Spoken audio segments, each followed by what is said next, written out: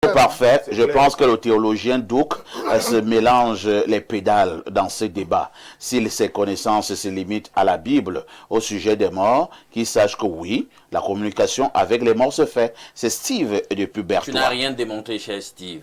J'ai mis de la philologie, j'ai mis de la physique vibratoire, j'ai mis de la logique. Mais toi, tu me parles simplement de théologie. C'est toi qui es limité.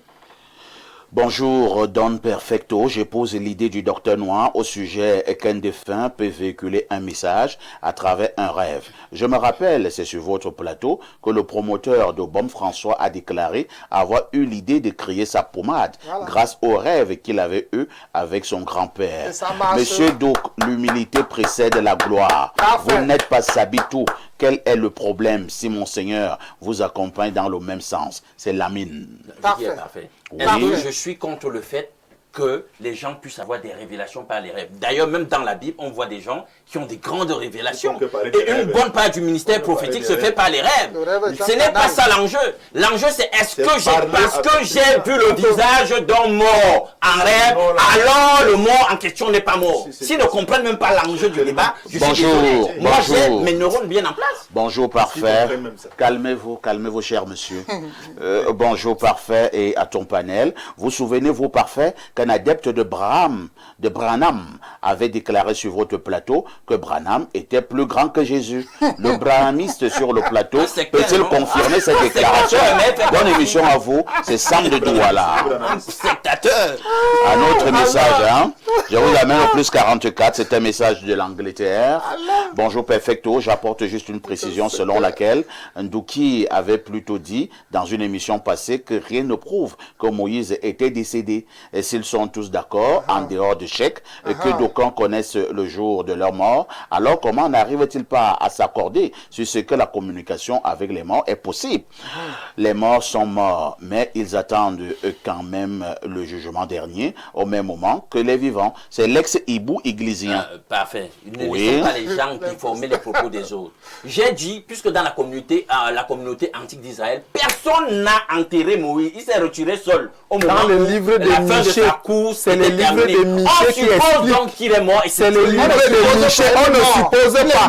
Le livre de Michée chapitre 4. Michée chapitre 4 explique la mort de Moïse. Et Jude chapitre 3. Michée même, le livre de Michée. Si on le revoit la transfiguration, il n'y a qu'un acte souverain et surnaturel qui permet publiquement de passer de la mort à la vie. C'est la résurrection. On va voir ça. Donc, je vous amène au plus 39, s'il vous plaît. Le plus 39, c'est un message de l'Italie. Bonjour à vous sur le plateau. Perfecto. Je voulais juste rappeler au docteur Noir qu'il fait certes de façon subtile, mais toutefois récurrente, la promotion des branhamistes, dont c'est l'auberge et qui se moque de la charité. Concernant le sujet, moi je suis Betty. Je ne trouve des solutions que quand je discute avec mes grands-parents. Et même si je ne les ai pas encore vus en songe, je reste convaincu qu'ils m'écoutent et qu'ils m'aident dans mes soucis. Bonne continuation à vous. C'est Bidi Bibinga. Bidi Bibinga, ça veut dire la nourriture des femmes. Docteur Tot, le débat est houleux, hein? Vous insistez, vous persistez qu'on peut bel et bien causer avec les morts et vous êtes un exemple vivant. Bien sûr, c'est une démonstration non seulement scientifique, métaphysique et expérientielle. C'est-à-dire, quand tu apprends à pratiquer la vraie spiritualité, ces débats n'ont plus lieu. C'est parce que ce sont des croyants. Alain Douk est un croyant. Donc il prend des versets bibliques, il les plaque et il commence à faire un déroulé. Comme si ce sont des axiomes scientifiques qu'il a émis. Ou alors une expérience spirituelle pratique qu'il a vécue. Alors que ce ne sont que des écrits que des personnes à un certain degré de compréhension de la réalité ont écrit et ont laissé. Et il prend ça pour parole. Je vous suggère maintenant d'être plus précis et plus concis parce que nous n'avons plus de temps. Premièrement, dans leur livre qu'on appelle, ils sont piégés. Tu sais à quel niveau ils sont piégés? Non. Ils sont piégés au niveau où dans leur livre on dit tout ce qui me repose en paix et attend de la résurrection. Donc ils sont inconscients. C'est là où ils sont piégés. Mais dans leur même livre, on dit l'esprit ne meurt pas. L'esprit vit éternellement. Dans leur livre. Dans leur livre, on a l'épisode où on dit le Dieu d'Abraham, d'Isaac et de Jacob Abraham, Isaac et Jacob sont encore vivants? Non. Voilà. Allons maintenant chez Jésus. Jésus est où? Il est mort. Voilà. Il est où? Après, il est ressuscité. Savent-ils ce qu'on nomme résurrection? Tous nos morts, tous nos gens là, qui meurent là, dès qu'on les enterre, en bonne et due forme, le 3e jour, l'âme du défunt se pose sur la tombe. C'est pour ça qu'on pose la lampe sur la tombe. Ceux qui ont les yeux voient. C'est pratique. J'ai parlé d'une affaire ici où l'âme de mon cousin a continué d'errer pendant 3 mois, en scintillant à l'intérieur de la maison. Ça montre que c'est l'esprit. Ce n'est pas encore. L'esprit ne meurt jamais. Donc voilà des exemples pratiques. Maintenant, je vais plus loin. Quand on fait des expériences, on nous dit quoi? On nous dit, soit philosopher, c'est apprendre à mourir, c'est ce que Platon dit. Soit connaître la vérité, c'est apprendre à mourir. C'est pour ça que tout vrai initié doit apprendre à mourir. Que signifie apprendre à mourir? C'est sortir de son corps et voir son corps étalé. Et une fois que tu fais cette expérience, c'est en ce moment que tu comprends que ce qu'on met dans la tombe là, ce n'est pas toi. Le vrai toi, c'est ce qui voit le corps allongé là. Et c'est ce vrai toi qui ressurgit le 3e jour quand on t'a enterré. C'est ce qu'ils ont récupéré maintenant, comme ils refusent la réalité de l'esprit. Ils sont accrochés au corps. Maintenant, pour montrer qu'ils sont accrochés au corps, ils vont vous dire que Jésus est ressuscité avec son corps. N'est-ce pas? Mais c'est ce corps qui allait manger le couscous avec le tege. Et qui a bu le vin avec les apôtres et les disciples. C'est dans la Bible? Bien sûr. Il a le mangé. Couscous avec le tege? Je caricature, mais il a mangé avec eux. Il a mangé, il a dialogué, il a soupé, il a encore fait le pain, le rituel du pain du vin. Il a partagé, ils ont mangé ensemble. On est venu, on a touché ses mains. Il dit que regardez-moi, je suis solide comme le roc.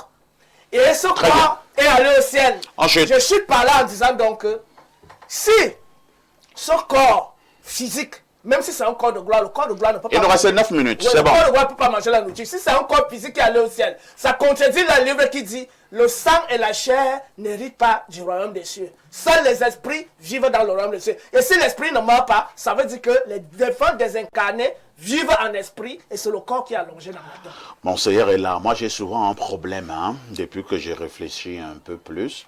Lorsque je vais à l'église, lorsqu'on ordonne des prêtres, à un moment donné, je pense d'ailleurs que c'est le point le plus saillant de la cérémonie, c'est la litanie des saints. Et là, les futurs prêtres sont couchés, la tête à même le sol, et l'instant est solennel, et on commence à invoquer ceux qui sont morts, et qu'ils présentent comme étant les saints. On appelle Paul, on appelle Jean, on appelle Luc, on appelle ceci. Et ça prend parfois une trentaine de minutes. Santa Maria, Santa Bernatus, Santa Paolo, Santa Johannes, Santa... Alors, si les morts sont morts, pourquoi à l'église, en instant aussi solennel, on appelle tous ceux-là qui sont morts? Est-ce que la religion, la Bible ne se contredit pas?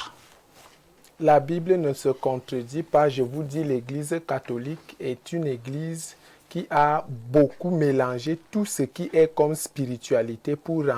C'est pour ça que le mot catholique veut dire universel. Ça veut dire l'Église catholique est l'universalité des spiritualités, donc la mère des spiritualités. Et la source de la Bible catholique sort dans l'égyptologie. Alors, je peux dire, Pierre, comme vous avez dit tout à l'heure, Paul, comme vous... Moi, je prends mon exemple. Vous avez parlé, je prends mon exemple. Mon grand-père s'appelait Elazili, Jean-Pierre. Peut-être il y a beaucoup de Pierre à l'église. Ce n'est pas forcément Pierre de Rome. Ah bon? Si on appelle Pierre dans ma... Le Pierre de Rome, oui, j'ai la cathédrale chez moi. La cathédrale Saint-Pierre. Tu as parlé. Laisse l'autre parler. Tu as parlé tout à l'heure. J'ai ma cathédrale chez moi. Dans mon village. J'ai ma cathédrale chez moi. Et mon sang patron. Et tu me trouves, c'est comment? Tu me trouves. Écoute-moi. C'est comment? Il n'y a plus de temps. Si l'église parlait de Pierre, Il y a beaucoup de pierres. Moi, j'ai mon pierre qui est mon grand-père. Et c'est pierre là qu'on appelle ça. Saint-Pierre qu'on appelle à l'église, c'est le Pierre qui est mon grand-père. Parce que moi, j'ai la cathédrale Saint-Pierre dans mon village. C'est posé à côté de là où mon grand-père est posé. Quand je m'en vais dans la basilique Saint-Pierre qui est dans mon village, qui est mon grand-père, c'est pas le Pierre de l'église. Et il y a beaucoup de pierres, il y a beaucoup de marques. Donc, il faut bien faire cette différence. On peut appeler Saint-Marc, c'est pas forcément le Marc qui est mort en Europe. Chacun a les marques dans sa famille, les pôles, les pierres. Ça dépend le contexte de tout un chacun. Parce que les morts, nous sommes utiles. Merci. Les morts, nous sommes utiles. C'est vrai que je n'ai pas bien... Bon, malheureusement, vous êtes du côté du Coran. Je vais chercher un prêtre catholique qui va peut-être m'expliquer cette affaire. Les gens qu'on appelle souvent là lorsqu'on ordonne les prêtres, je pense sont tous morts. Il n'y a personne là qui peut encore manger le bongo tchobé avec nous ici à Yaoundé. Les Pierre, les Paul, les Jean, les Luc, les Bernadette et que c'est encore. Pourquoi vous dites à l'église catholique, vous dites à l'église que les morts sont morts? On n'invoque pas les morts. Qu'est-ce que vous faites souvent avec ces gens-là lorsqu'on ordonne les prêtres? J'attends la réponse de l'église catholique romaine. Allez-y, cher imam. Je vais donner un début de réponse. Très bien, allons-y. Vous savez que j'ai été à l'église catholique romaine. J'ai été baptisé tout à fait comme à l'église catholique romaine, donc je connais quelque chose là-bas. J'aimerais dire que ce qu'ils font là-bas, c'est contraire aux écritures bibliques. Ah bon? Quand on lit le chapitre, Luc chapitre 16, c'est l'histoire du pauvre Lazare, du riche et Abraham. Parce que je m'étonne qu'il y a les chrétiens sur ce plateau me font rire. Quand on lit l'histoire du pauvre Lazare, le riche et Abraham, je vais aller vers la fin de l'histoire. Luc chapitre 16. Le riche qui est en enfer, dit à Abraham, envoie Lazare, j'ai 5 frères, pour qu'il les avertisse, afin qu'ils ne se trouvent pas dans le tourment, dans lequel je me trouve. Quelle est la réponse d'Abraham? Vous dites que vous êtes chrétien, vous êtes des chrétiens même. Vous dites que vous êtes chrétien. Abraham dit qu'ils ont Moïse et les prophètes qui les écoutent. Abraham n'a pas dit à Lazare, repars sur terre, annoncer, à avertir les 5 frères du riche. Non. C'est comme pour dire que cette transaction n'est pas possible. Mes chers amis chrétiens, vous dites que vous êtes chrétiens, vous connaissez quoi de la Bible? Le passage, ça dit que... parle quand même. Ça veut dire qu'ils sont tous... Ça veut dire que les morts ne sont pas morts. Et qu'est-ce que le roi a demandé? Le roi n'a pas demandé l'eau. Le roi n'a pas demandé l'eau. Il a demandé l'eau. Ça veut dire que les morts consomment là-bas. Les morts consomment là-bas. C'est pas possible. Pourquoi le désir du mort était l'eau? Voilà, c'est bon. Vous êtes des chrétiens qui mélangent. Vous n'êtes pas des faux chrétiens. On a fait dans une autre dimension. C'est l'église musulmane qui est vraie. Le riche n'est pas sur la terre pendant qu'il parle. C'est l'église musulmane qui est vraie. C'est les musulmans qui sont vrais. Alors qu'ils immolent chaque jour.